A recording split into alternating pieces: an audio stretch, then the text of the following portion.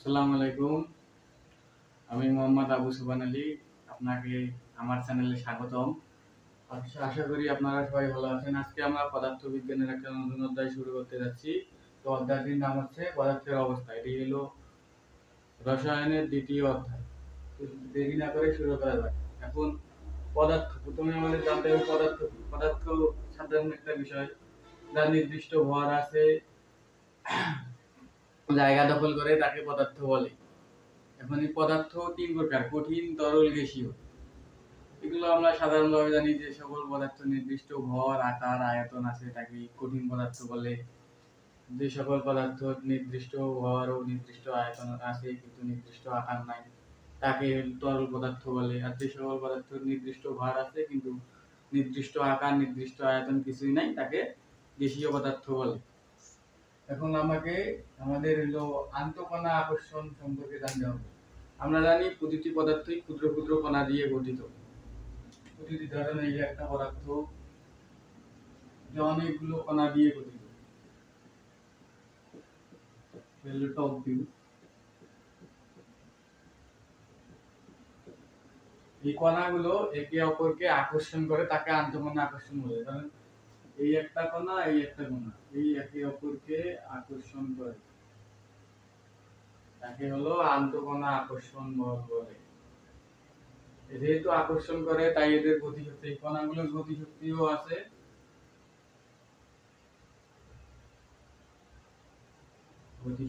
আছে। এখন আমরা আন্তঃকণা দিয়ে কঠিন, তরল, গ্যাসীয় অবস্থার ব্যাখ্যা করি।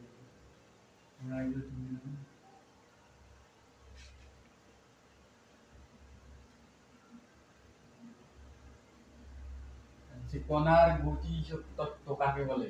আন্তঃকণা কণার গতি তত্ত্ব।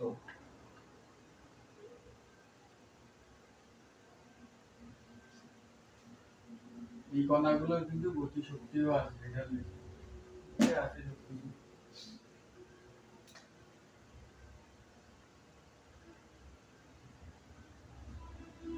আন্তঃকণা আকর্ষণ শক্তি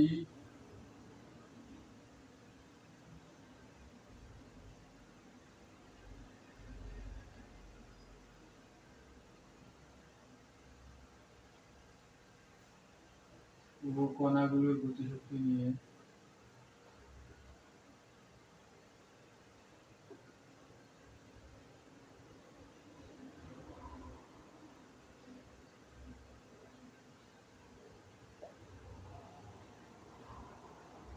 পদার্থের কঠিন, তরল ও গ্যাসীয় অবস্থাকে প্রকাশ করাতেই কণার গতি তত্ত্ব বলে।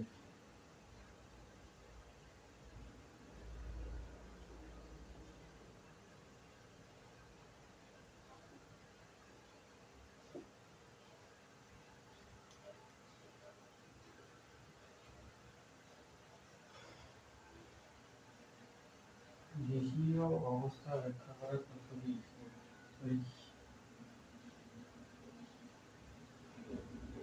এগুলো বইয়ে আছে, বইয়ে জায়গায় নিলেও হয়।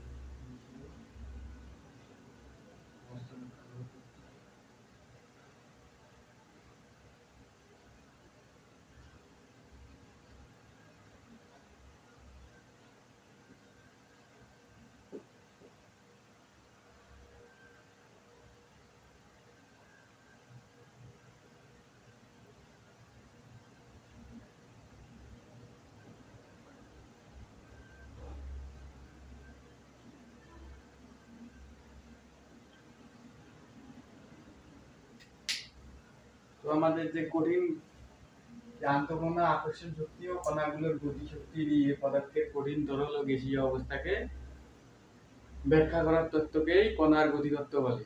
কারণ আপনার কঠিন পদার্থে কিন্তু কণাগুলো অনেক কাছাকাছি থাকে, তাই এদের গতি শক্তিও কম হয় আর এদের তাপ দিয়ে ভাঙাও কষ্টকর। তরল পদার্থের কণাগুলো একটু কাছাকাছি, অল্প একটু দূরে থাকে, কঠিন পদার্থের থেকে দূরে থাকে, এদের গতি শক্তি কঠিন পদার্থের চেয়েও বেশি হয়।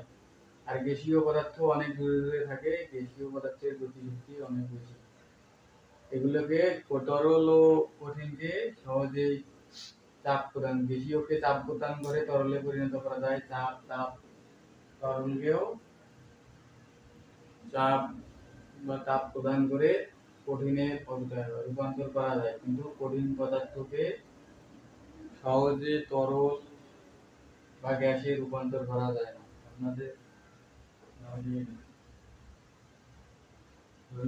কঠিন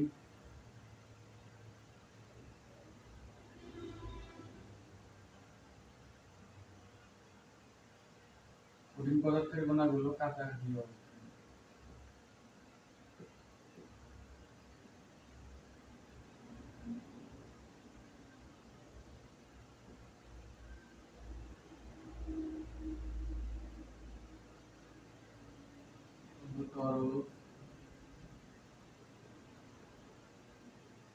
তরলগুলো একটু দূরে।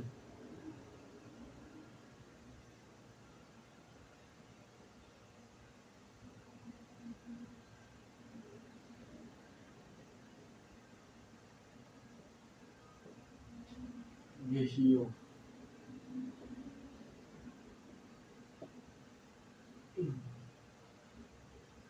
গ্যাসীয় অনেক দূরে অবস্থান করে।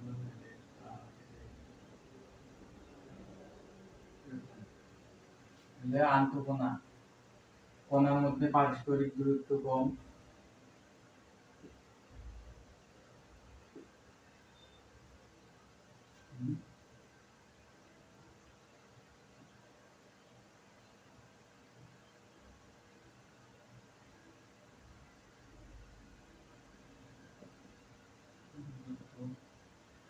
পারস্পরিক দূরত্ব খুব কম।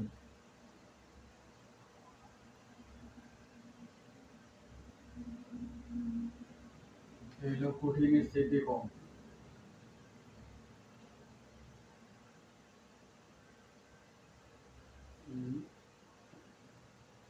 কম, এটা একবারেই কম। এগুলোর গতিশক্তি কম বেশি।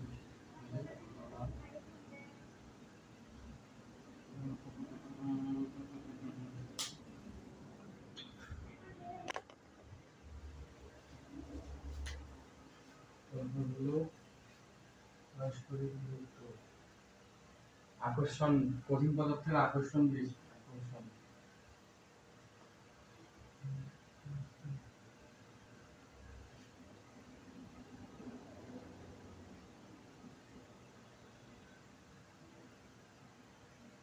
বেশি, কম, খুব কম।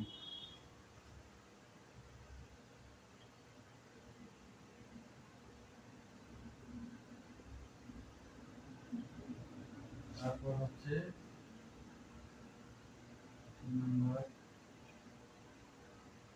গতিশক্তি।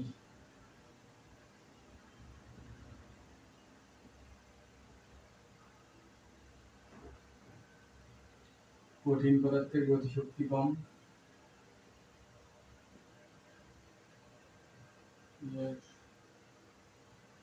গতিশক্তি বেশি, তরলের অনেক, কঠিনের অনেক বেশি, গ্যাসীয় পদার্থের অনেক বেশি।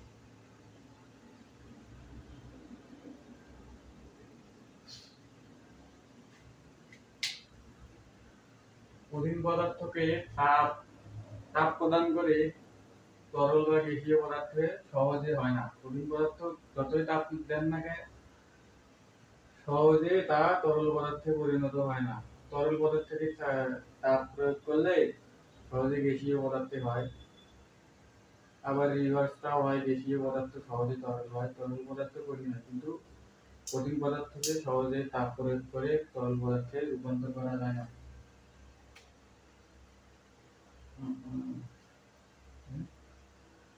কঠিন পদার্থ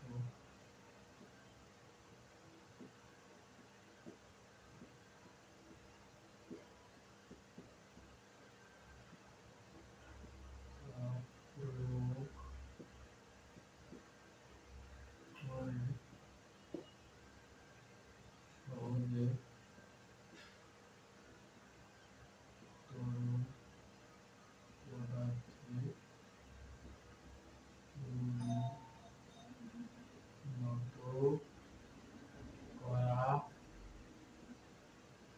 যায় না।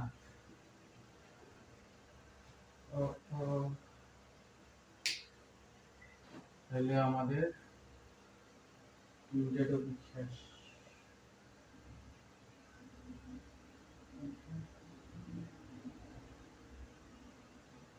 এরপর আসছে ব্যাপন।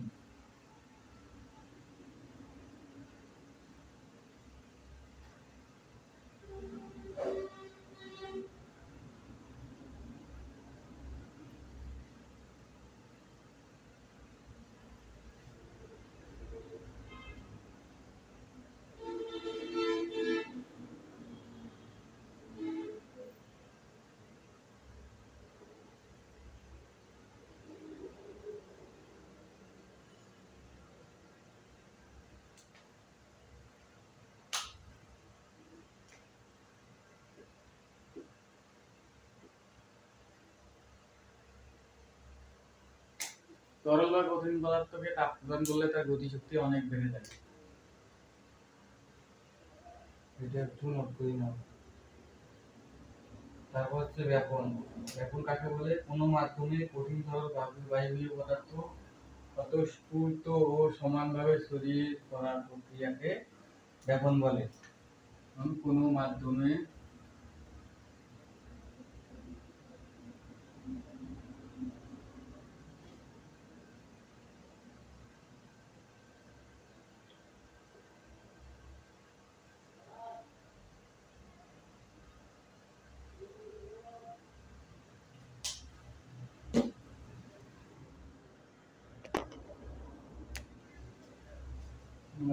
কঠিন তরল গ্যাসীয় পদার্থ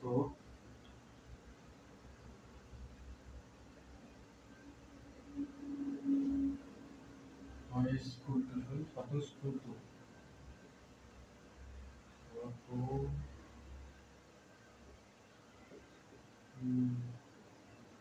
তো সমানভাবে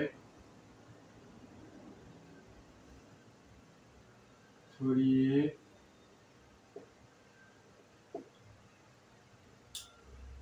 পড়ার প্রক্রিয়াকে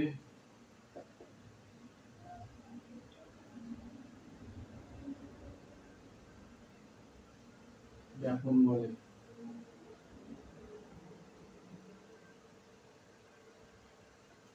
তো এখানে মাধ্যম হিসেবে কি কি ব্যবহার করা হয়? মাধ্যম যেমন পানি, বায়ু এগুলো হতে পারে। তাহলে ব্যাপন আরেকবার সংজ্ঞাটা বলি। কোনো মাধ্যমে কঠিন তরল গ্যাসীয় পদার্থ স্বয়ংস্ফূর্ত ও সমানভাবে ছড়িয়ে পড়াকে ব্যাপন বলে।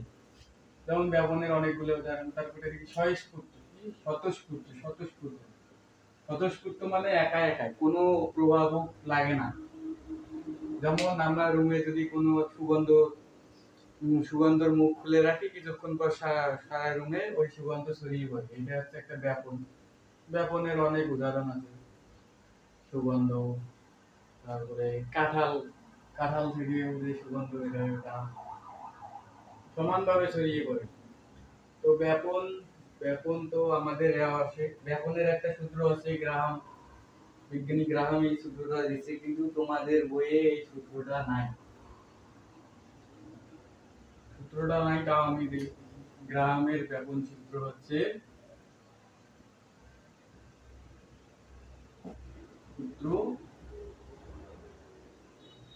ব্যাপনের হার আর, ব্যাপন সমান আর সমানুপাতিক 1/√m হচ্ছে আণবিক বল, হলো আণবিক বল।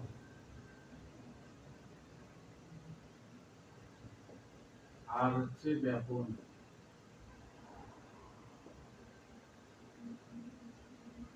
তাহলে এখান থেকে কি লেখা যায়?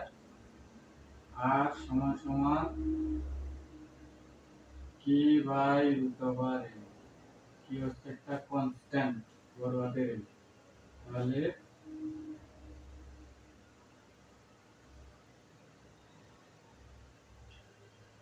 r/√m equal k। তাহলে এখান থেকে লেখা যায় যে দুইটা পদার্থ, দুইটা অণু বা তিনটা অণু থাকে, তাহলে লেখা যায় r1/r2 equal root over m2/m1, যেহেতু ব্যস্তানুপাতিক এটা লেখা যায়, এটা মনে রাখলে ভালো। 99।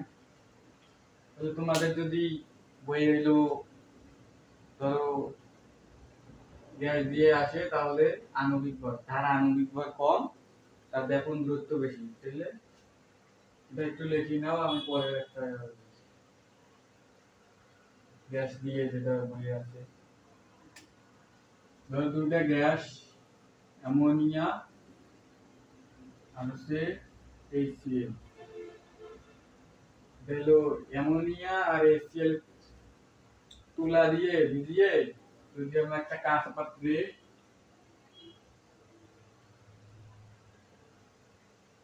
লাগাই, ধরো এক প্রান্তে দিলাম অ্যামোনিয়া, এই প্রান্তে দিলাম HCl, তাহলে এখানে একটা সাদা ধোঁয়া তৈরি হবে। ওই সাদা ধোঁয়াটা কিন্তু সমান বরাবর হবে না, এই বরাবর হবে না। এখানে আমরা গ্রামের সূত্র অনুযায়ী জানি, যার আণবিক ভর বেশি তার ব্যাপন হার কম। ব্যাপন হার কম হলে তাই সেই দূরত্ব কম যাবে, কম দূরত্ব অতিক্রম করবে, তাই এখানে মাঝ বরাবর হবে না। এই দুইটা অণুর মধ্যে কার আণবিক ভর বেশি? দেখা যায় HCl এর হচ্ছে 36.5, অ্যামোনিয়ার হলো 14 14 আর 3 17।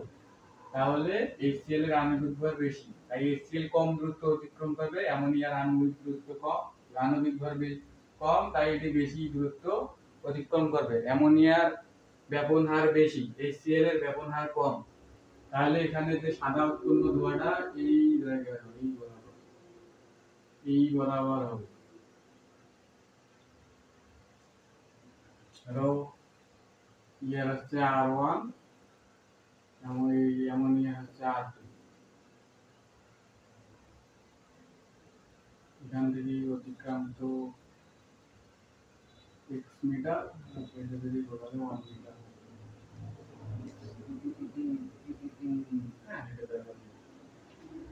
তাহলে এখান থেকে বলা যায় যে কি, ব্যাপনে হচ্ছে যার আণবিক ভর বেশি সে কম দূরত্ব অতিক্রম করবে, যার আণবিক ভর কম সে বেশি দূরত্ব অতিক্রম করবে, কম সময়ে বেশি দূরত্ব অতিক্রম করে। ব্যাপন হচ্ছে তাপমাত্রার সমানুপাতিক। তাপমাত্রা যদি তাপ দেওয়া হয় তাহলে আরো তাড়াতাড়ি ব্যাপন প্রক্রিয়াটা সম্পন্ন হয়, তাড়াতাড়ি ছড়িয়ে যায়, তাপ দিলে তাড়াতাড়ি ছড়িয়ে যায়।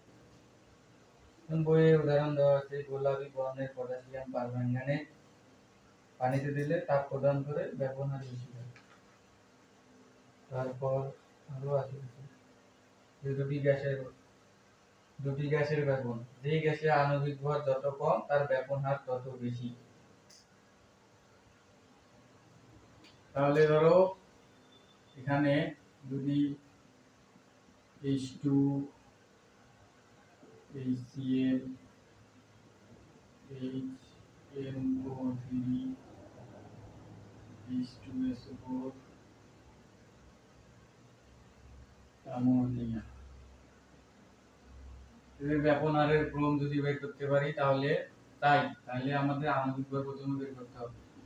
H2 এর আণবিক ভর হচ্ছে 2, HCl এর হচ্ছে 36.5, HNO3 হাইড্রোজেন 1, নাইট্রোজেন 14, অক্সিজেন 16, 3 16 16 দুগুণ 32, 48 48 আর 16 62, আর আছে 63। H2SO4 হচ্ছে 98। এগুলো চতুর্থ বা পঞ্চম অধ্যায়ে, চতুর্থ অধ্যায়ে বাবা, এখন মাথা খারাপ করার দরকার নাই। আণবিক ভর এখনো হয়তো যারা প্রথম করো তাদের অতটা জানো না। NH3 অ্যামোনিয়া হচ্ছে 17, তাহলে যার আণবিক ভর কম তার ব্যাপন হার বেশি। এখানে দেখা যাচ্ছে H2 এর আণবিক ভর কম, তারপর হচ্ছে অ্যামোনিয়া,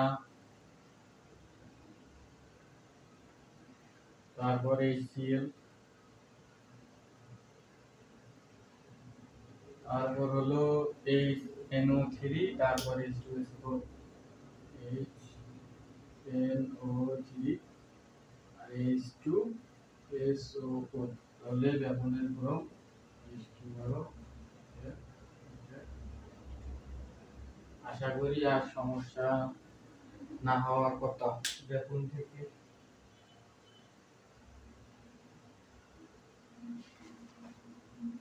ব্যাপন যার আণবিক ভর কম তার ব্যাপনের বেশি, আর তাপমাত্রা তার যদি তাপ প্রয়োগ করা হয় তাহলে ব্যাপনের হার বৃদ্ধি পায়। আশা করি ব্যাপন থেকে আর কিছু না লিখে দেই। এরপর হচ্ছে নিঃসরণ। নিঃসরণ নিঃসরণ হচ্ছে কি সরু ছিদ্রপথে উচ্চ চাপের স্থান থেকে কোনো গ্যাস নিম্ন চাপের স্থানের দিকে সদরে বেরিয়ে যাওয়াকে নিঃসরণ বলে। নিঃসরণ কিন্তু শুধু গ্যাসের জন্য প্রযোজ্য, কঠিন তরলের জন্য নিঃসরণ প্রযোজ্য নয়।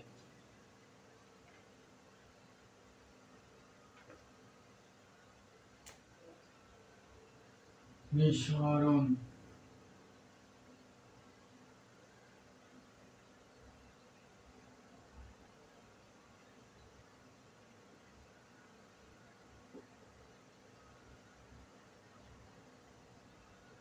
সরু ছিদ্রপথে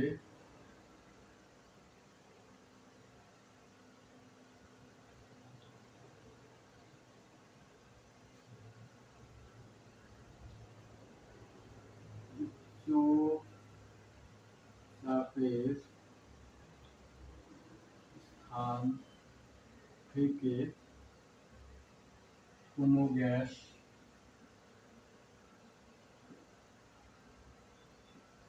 নিম্ন চাপের স্থানের দিকে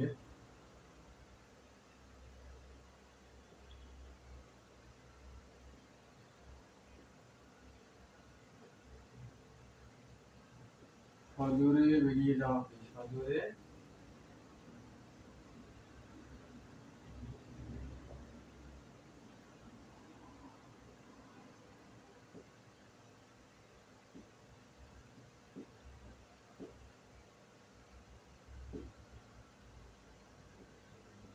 প্রক্রিয়াকে নিঃসরণ বলে। সরু ছিদ্রপথে উচ্চ চাপের স্থান থেকে নিম্ন চাপের স্থানের দিকে সজোরে বেরিয়ে যাওয়ার প্রক্রিয়াকে। ধরনের উদাহরণ যেমন আমরা বডি স্প্রে দেই, বডি স্প্রেতে যখন এই যে এই বাটনটায় চাপ মারি সা করে স্প্রে বের হয়ে যায়, ওটা হলো নিঃসরণ। তারপরে গ্যাস সিলিন্ডারও নিঃসরণ ঘটে।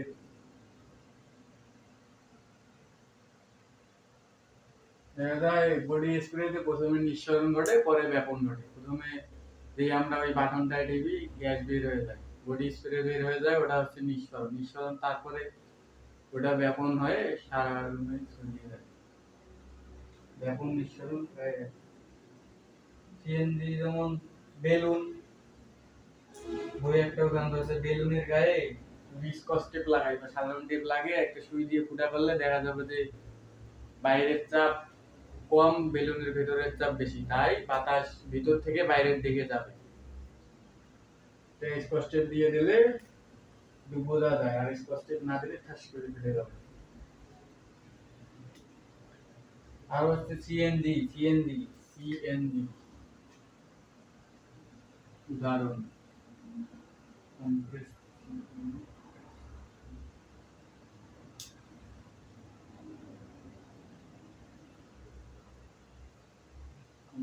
Natural gas.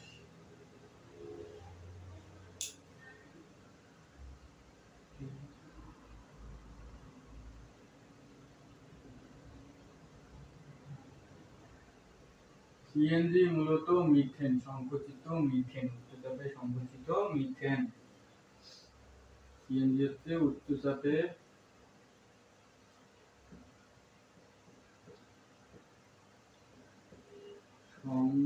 সংকুচিত মিথেন গ্যাস।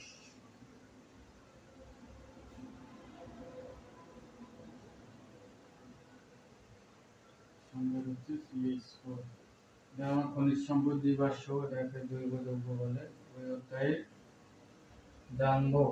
আরেকটা হচ্ছে ব্যাপন নিঃসরণ মূলত একই ঘটনা, ব্যাপনের ক্ষেত্রে চাপের প্রভাব নেই। এটা হলো স্টার মার্ক, এমসিকিউ আসতে পারে। ব্যাপনে চাপের প্রভাব নেই।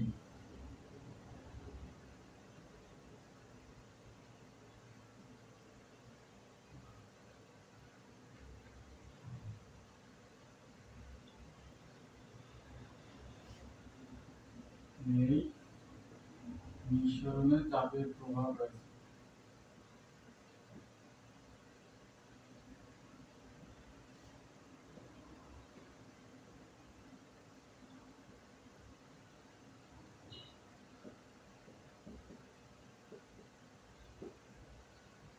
তাহলে ব্যাপনে চাপের প্রভাব নেই, নিঃসরণে চাপের প্রভাব রয়েছে। ব্যাপনে যদি চাপ প্রয়োগ করা হয় তাহলে ব্যাপন হার বৃদ্ধি পায়, কিন্তু চাপের সাথে কোনো সম্পর্ক নেই। চাপের সাথে সম্পর্ক নেই। আশা করি ক্লিয়ার।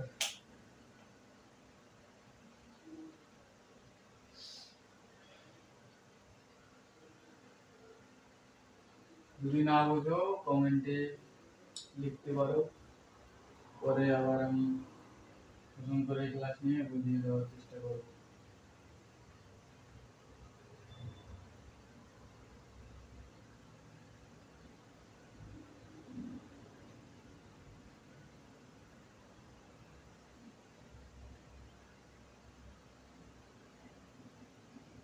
এরপরে হচ্ছে মোমের তিন অবস্থা।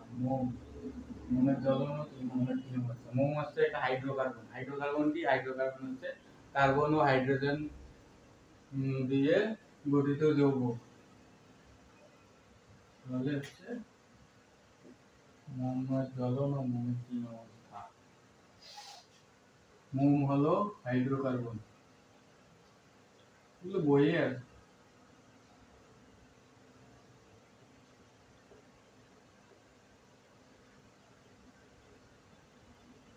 হাইড্রোকার্বন হলো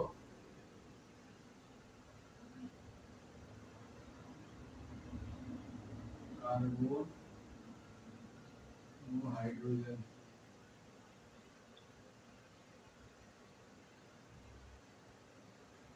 দিয়ে গঠিত যৌগ।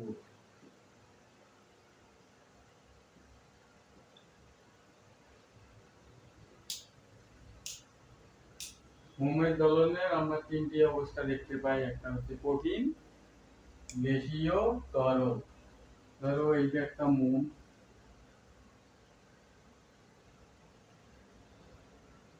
এগুলো মোমের সুতি। যখন এখানে আমরা আগুন জ্বালাই তখন এর কাছাকাছি অণুগুলো কাঁপতে থাকে আর কাঁপতে তরলে পরিণত হয়। তরলে পরিণত হয় আর অর্ধেক বাষ্প হয়ে উড়ে যায়। বাষ্প হয়ে উড়ে যায় যেগুলো, ওগুলো হচ্ছে গ্যাসীয় অবস্থা। যেগুলো তরল হয়ে নিচে পড়ে ওটা হলো তরলে, গলে গলে নিচে পড়ে, গলে গলে নিচে পড়ে ওটা তরল। তারপরে যেই নিচে একটু আসে, তাপ কম পায়, তখন সেগুলো আবার পুনরায় কঠিন পদার্থে পরিণত হয়। এটাই হচ্ছে মোমের তৃতীয় অবস্থা। এটা বই ভালো করে পড়লে পাওয়া যাবে। হাইড্রোকার্বনের দহন। হাইড্রোকার্বনের দহনে কি উৎপন্ন হয়? কার্বন ডাই অক্সাইড, পানি, তাপ, আলো। মোমের দহনে তাহলে লেখা হয় মোমের জ্বলন।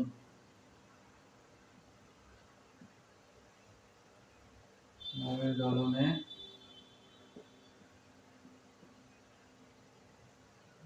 দহন করা হয়। দহন দিয়ে দিই। দহন মানে কি? আগুন লাগা, আগুন লাগাই দিই।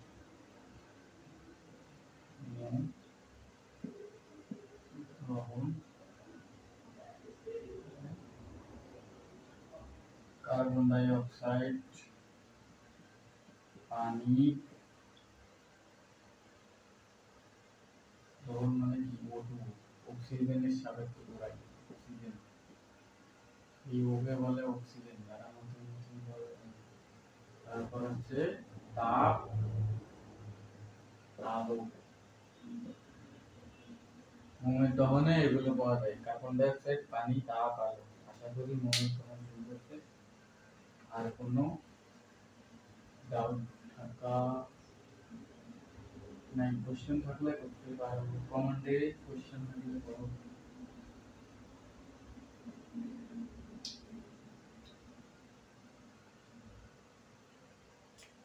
এবার হচ্ছে গলন স্ফুটন। গলন কাকে বলে? তাপ প্রয়োগ করে কোনো কঠিন পদার্থকে তরলে পরিণত করাকে গলন বলে। আর তাপ প্রয়োগ করে কোনো তরল পদার্থকে বাষ্প বা গ্যাসীয় পদার্থে পরিণত করাকে স্ফুটন বলে। এটা বইয়ে দেওয়া আছে, নোট করবে। দেখি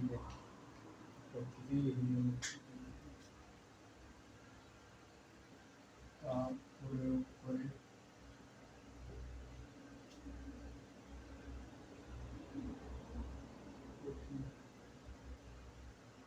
পদার্থ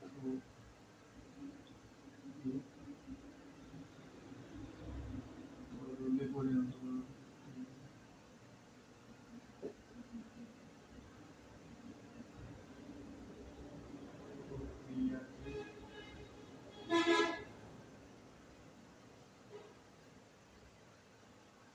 গলন বলে।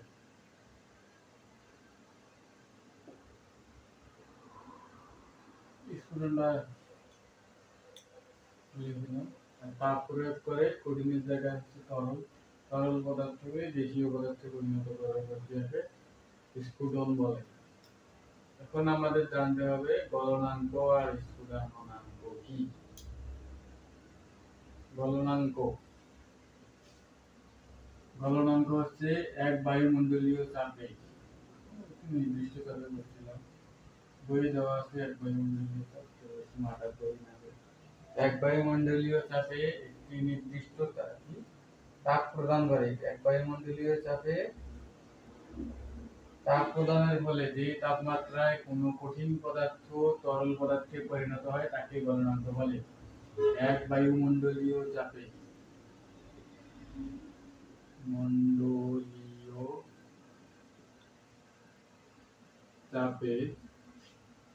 তাপ প্রদান করে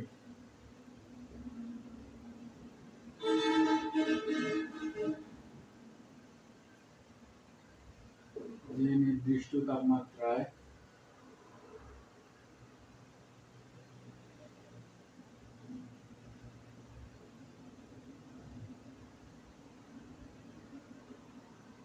কোনো কঠিন পদার্থ গলতে শুরু করে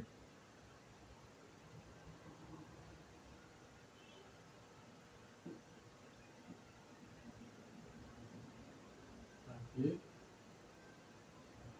গলনাঙ্ক বলে।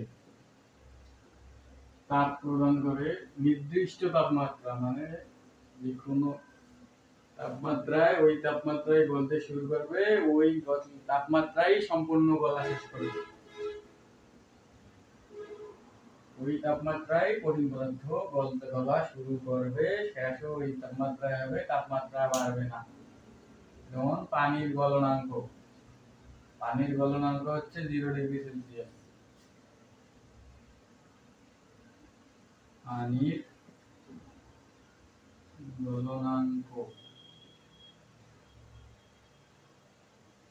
সমান 0°C।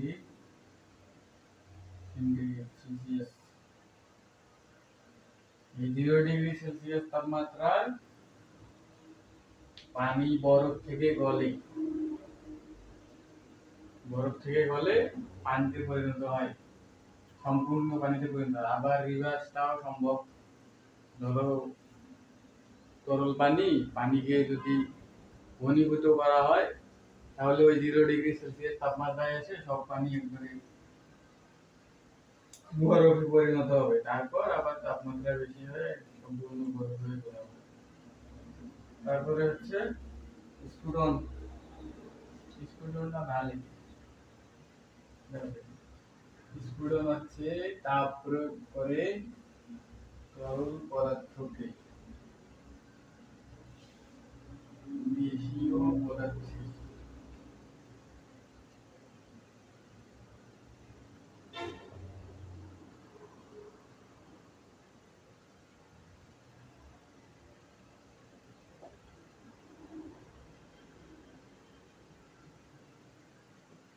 তাপ প্রয়োগ করে তরল পদার্থকে গ্যাসীয় পদার্থে পরিণত করার প্রক্রিয়াকে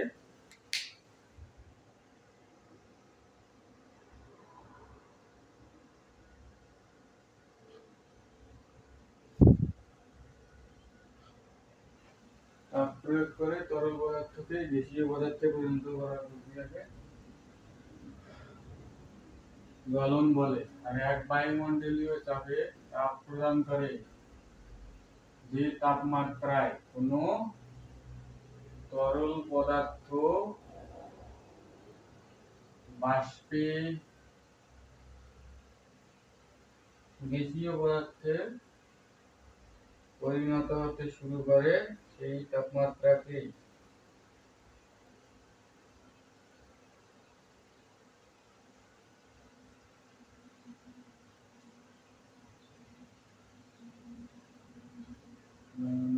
তাপ প্রদান করে নির্দিষ্ট তাপমাত্রায় কোনো তরল পদার্থ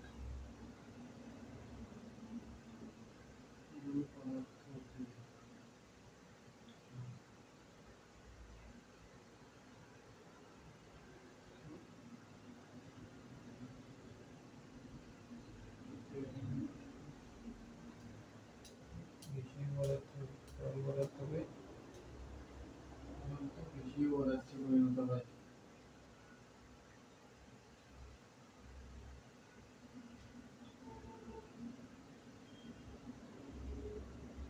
গ্যাসীয় পদার্থে পরিণত হয় তাকে স্ফুটনাঙ্ক বলে। এটাও এরকম, পানিকে তাপ দিতে দিতে দিতে দিতে একটা সময় দেখা যাবে পানি বাষ্প হতে শুরু করে। ওই তাপমাত্রাকে থার্মোমিটার দিয়ে দেখো, থার্মোমিটারের পাট উপরে ওঠে না, ওই তাপমাত্রায় বাষ্প হতে শুরু করে, ওই তাপমাত্রায় বাষ্প হয়।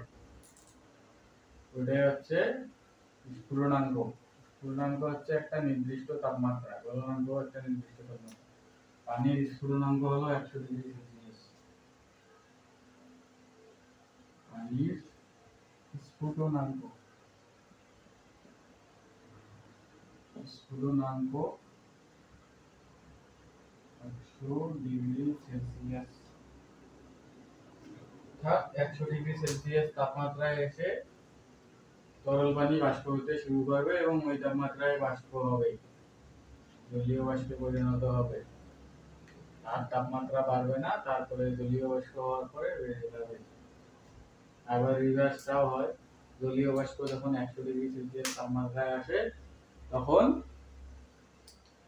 তখন হচ্ছে বাষ্প তরল হতে শুরু করে এবং ওই তাপমাত্রায় তরল হয়। তখন ওই তাপমাত্রা 5 নামে ধরে না, 100 ডিগ্রি সেলসিয়াসে থাকে। আবার সেটাকে শীতলীকরণ করে যখন 0 ডিগ্রি সেলসিয়াস তাপমাত্রায় আসবে তখন আবার ওই পানি কঠিন পদার্থ হতে শুরু করবে। ওই তাপমাত্রায় কঠিন পদার্থ হয়ে হাওয়ার নিচে নেমে যাবে। আশা করি গলনাঙ্ক স্ফুটনাঙ্ক ব্যাপারটা ক্লিয়ার। যদি ক্লিয়ার না হয় কমেন্ট করতে পারো। হয়তো কয়েকদিনের মধ্যে আমরা নতুন একটা ফেসবুক পেজ খুলবো, ফেসবুক গ্রুপ। ওখানে যদি সম্ভব হয় খুলিয়ে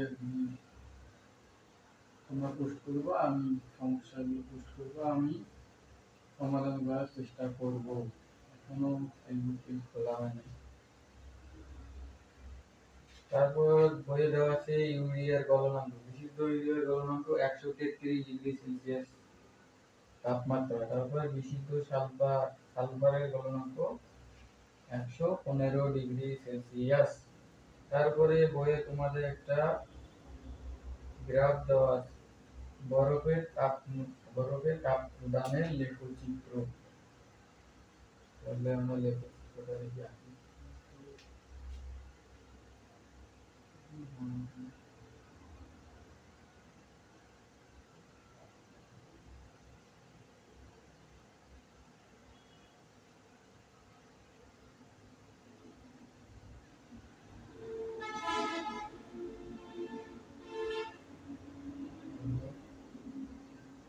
-40 ডিগ্রি সেলসিয়াস তাপমাত্রা জিরো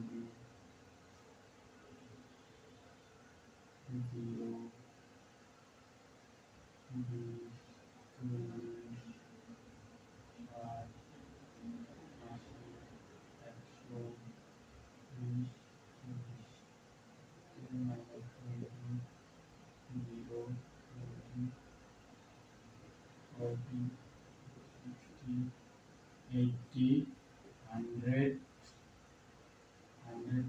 100, 120, 140 ডিগ্রি সেলসিয়াস তাপমাত্রা। এটা হচ্ছে সময়,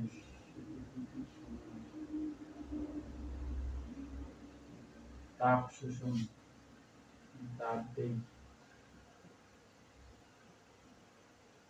দেখা যাবে কি তখন তাপ দেব, তাপ দেবে মূলগুলো থেকে এরকম করে যাবে। আমরা জানি পানির গলনাঙ্ক হচ্ছে 0 ডিগ্রি সেলসিয়াস। এরকম করে একটা মূল বিন্দুকে আমি সরল রেখা, একটা সরল রেখা হবে, কিন্তু আমার হাতে তো ফাঁকা দেখা যাবে। এই 0 ডিগ্রি সেলসিয়াস তাপমাত্রায় দেখা যাবে যে কিছুক্ষণ তাপ প্রয়োগ করলেও তাপমাত্রা বাড়বে না, কারণ এই তাপমাত্রা হচ্ছে গলনাঙ্ক পানির। এখানে কিছুক্ষণ সময় অপেক্ষা করে সব কঠিন পদার্থ বরফগুলো হচ্ছে তরলে পরিণত হবে। তারপরে সব তরলে পরিণত হওয়ার পর দেখা যাবে তারপর আবার তাপমাত্রা বাড়বে বাড়বে বাড়তে বাড়তে বাড়তে এই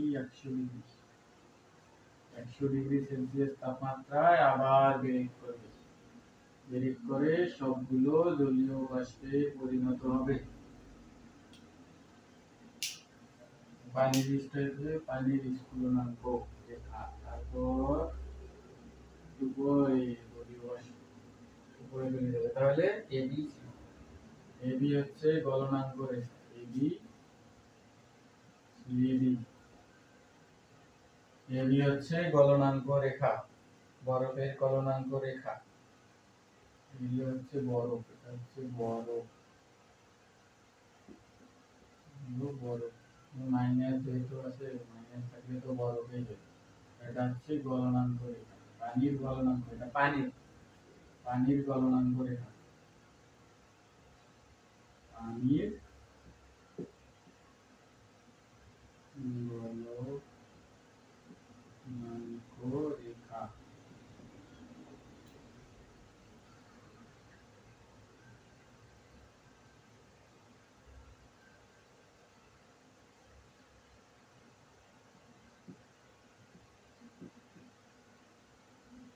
আর এগুলো হচ্ছে সলিড, পানি, সলিড তো বরফ, আর সিডি হচ্ছে পানির স্ফুলনাঙ্ক রেখা, পানির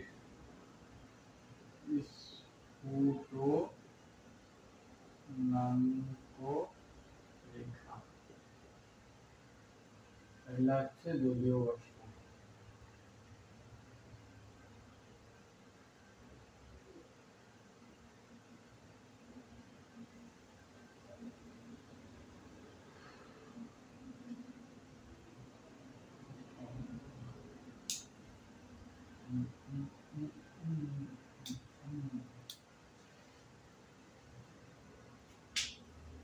তাহলে আরেকবার রিপিট করি।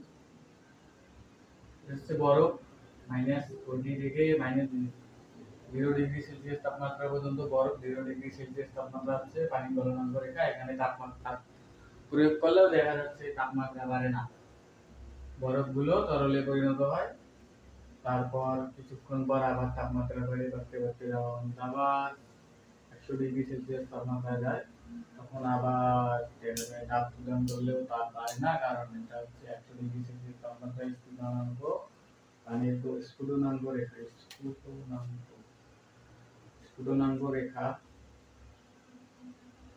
এই তাপমাত্রায় তাপ প্রয়োগ করলে তাপমাত্রা বাড়ে না, তারপর আবার যখন বাষ্পে পরিণত হয় তখন আবার অটোমেটিক চলে যায়, বাষ্পে পরিণত হয়।